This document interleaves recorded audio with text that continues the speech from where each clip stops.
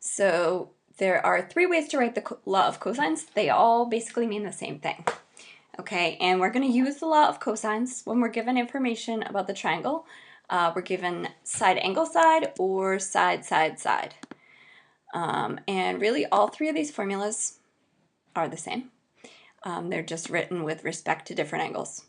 Okay, so as you remember, lowercase letters refer to the sides of the triangle, and uppercase letters are the angles.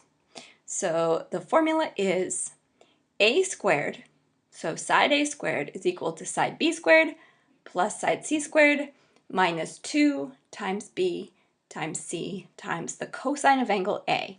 Notice they begin and end with the same letter. Okay, the side that is on the left side of the equation is the same as the angle that we're going to use.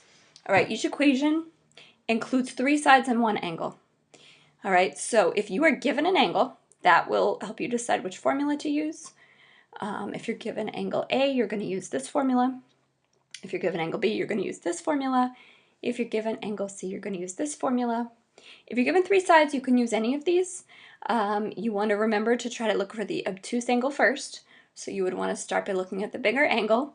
But we're going to go through two examples. Okay, so the first is when we're given information about side angle side. Okay, so looking at this triangle here, we're going to try to find the length of this dotted line here.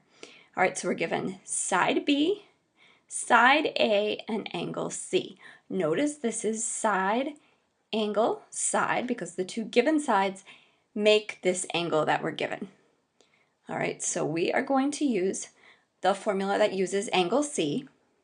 So c squared equals the other two sides squared minus 2 times the other sides times the cosine of angle C.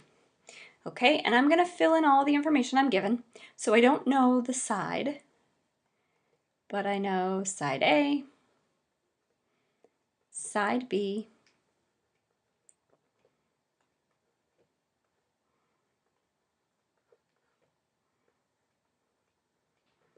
and angle C. And remember that you've got to be in degrees here because we're going to be taking the cosine of an angle in degrees. All right, and what I'm going to do is I'm going to put this entire thing in my calculator as is. Okay, because I have everything on that side of the equation. Okay, so I'm going to type this into my calculator, which you should be doing too.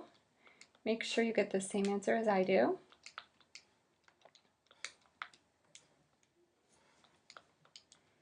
All right, and I get a very large number here. Looks like 173,730.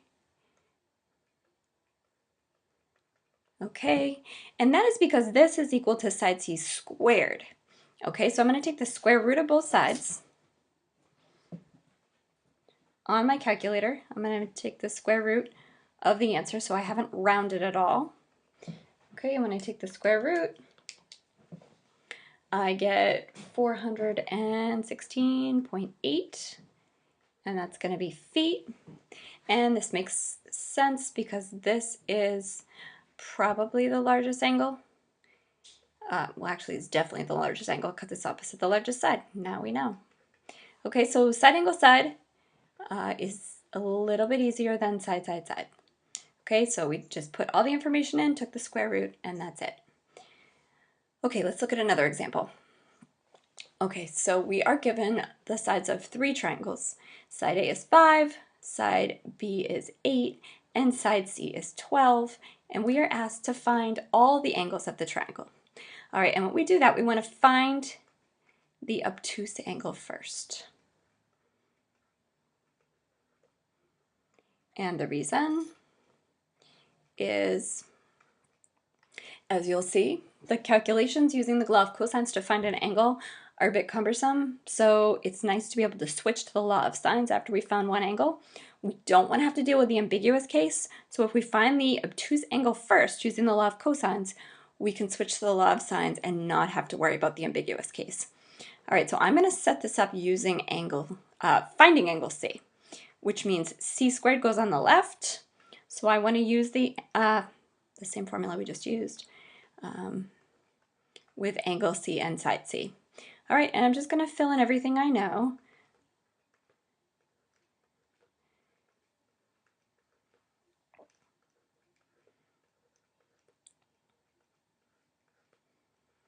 And we don't know angle C, so I'm going to leave that as capital C. All right, and really all we're doing is trying to solve for the cosine of C. And it looks complicated, but it's really just algebra from this point. All right, so I tend to not evaluate these. I know you could probably just do these in your head, but often they're bigger numbers, and I just do it all at once on my calculator. So I'm going to start by evaluating this, because this is the coefficient on cosine C. So negative 2 times 8 times 5, that's going to be 80. So I'm going to write this right here as 80. Okay, to solve, I always want to add or subtract first. So I'm going to subtract both of these from both sides. So I'm going to subtract 8 squared and 5 squared from both sides here.